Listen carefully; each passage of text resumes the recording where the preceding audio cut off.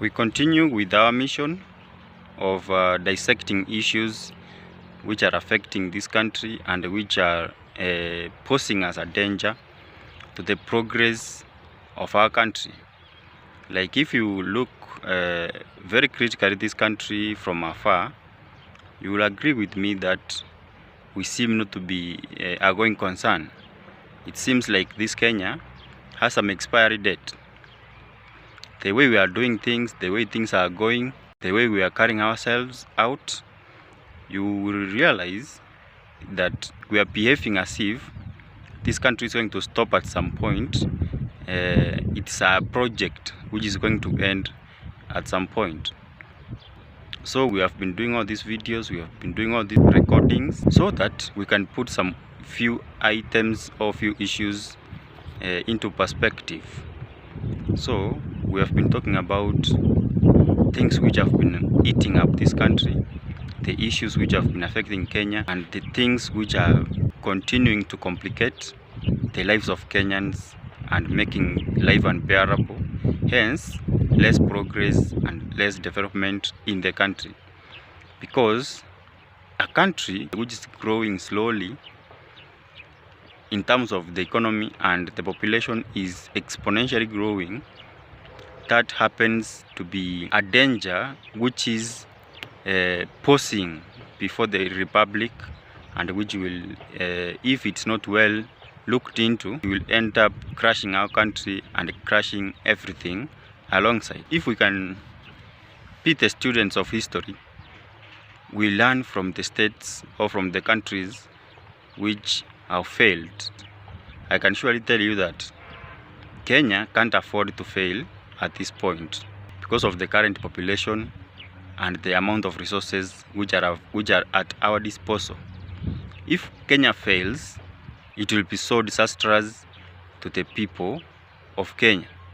So that's why we are doing all this, to try and give the other side of the coin on how we can continue pushing forward as a country, because we must first understand what our problems are so that we can know what we will need to address.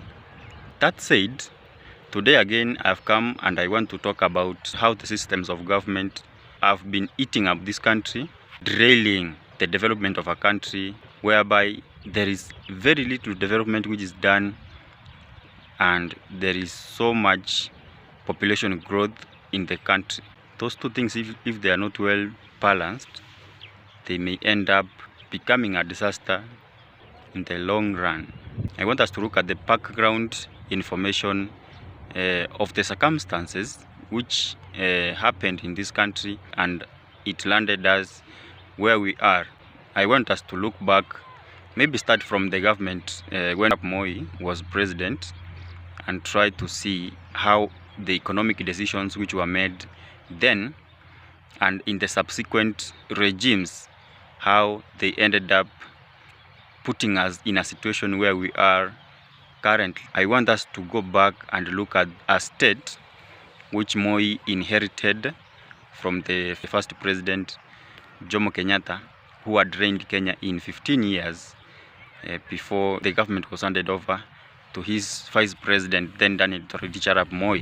So that said, Kenya has an economic history whereby, like, I want us to trace it from the government of Daniel Moi to the current president, William Ruto, so that we can see how some of the economic decisions which were made in that government, or how matters were handled, or that put us in a situation where we have to live the way we are living currently. Moi became president under normal circumstances, whereby he was vice president of the first president. Then the first president happened to have been taken sick, then he died in the process. Daniel Moi was sworn in as president, where he took over a government and he presided it in 24 years. There are rumors that when Kenya got independence, it had some debt which was borrowed by colonial government. It is not clear how much debt Kenya had accrued at the moment when Jomo Kenyatta took over power. But in the 15 years of reign of Jomo Kenyatta, he accrued some debt which is not clear from the books which are accessible to the public. But from the Moi regime, it is very clear how economic decisions were made and how debt rose. So President Moi inherited some debt from the former president or from the first president, which is not clear. And in his 24 years, Moi also borrowed and he accrued a debt which was amounting to about 600 billion Kenyan shillings.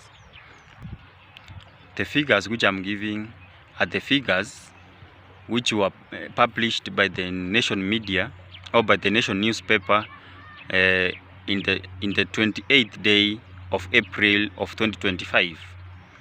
So according to the Nation newspaper, Moi, in his 24 years when he reigned in this country, he accrued a debt of about 600 billion Kenyan shillings.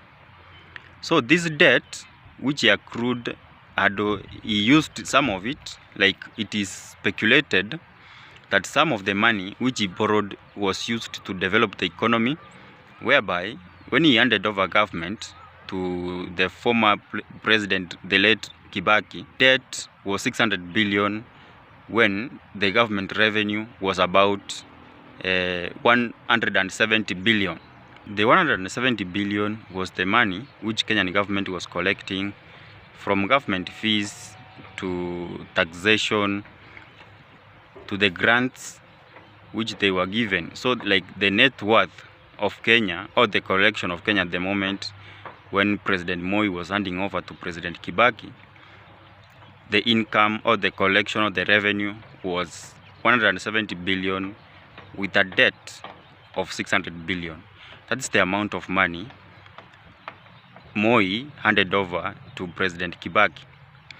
Then Kibaki began his reign, where he reigned in this country for 10 years. Kibaki began his 10-year stint where he picked up from a revenue of 170 billion and a debt of over 600 billion. So in the 10 years when Kibaki was president, he managed to do whatever he did. He governed the country in the best way he knew.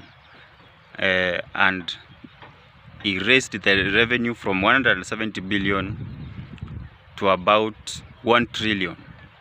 So in 10 years when Kibaki was handing over government to the subsequent president, who is Uhuru Kenyatta, Kenya was collecting approximately 1 trillion with a debt of 1.9 trillion.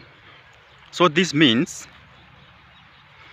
in the 10 years of Kibaki, Kibaki managed to raise the revenue from 170 billion Kenyan shillings to 1 trillion. Debt also rose from 600 billion to 1.9 trillion. That is the information from the books of record when Uhuru Kenyatta was taking over from Kibaki. So Uhuru also began his 10-year stint from where Kibaki left it. So as you can see, before I go to Uhuru's regime, to look at the numbers, you can see clearly that the rate at which Kibaki borrowed was not so big, because in 10 years he rose the debt from 600 billion to about 1.9 trillion. So it means he borrowed about 1.3 trillion shillings, which he used to develop. Then I want us also to look at revenue growth in that period of 10 years. Moi was collecting 170 billion Kenyan shillings when he was handing over. That was the amount Kenya was collecting as government revenue.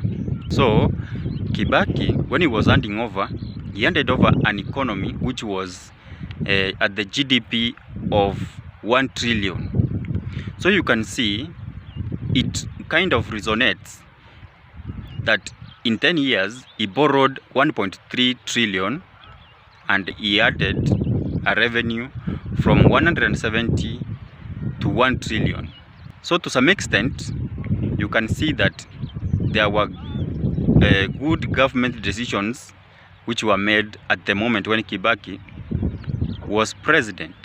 So later on, Uhuru Kenyatta took from Kibaki when debt was 1.9 trillion and an income or the revenue of 1 trillion. So in 10 years of Uhuru Kenyatta, he raised revenue from 1 trillion to 2 trillion. That means the economy of Kenya grew by 1 trillion and the debt grew from 1.9 trillion to about 8.7 trillion.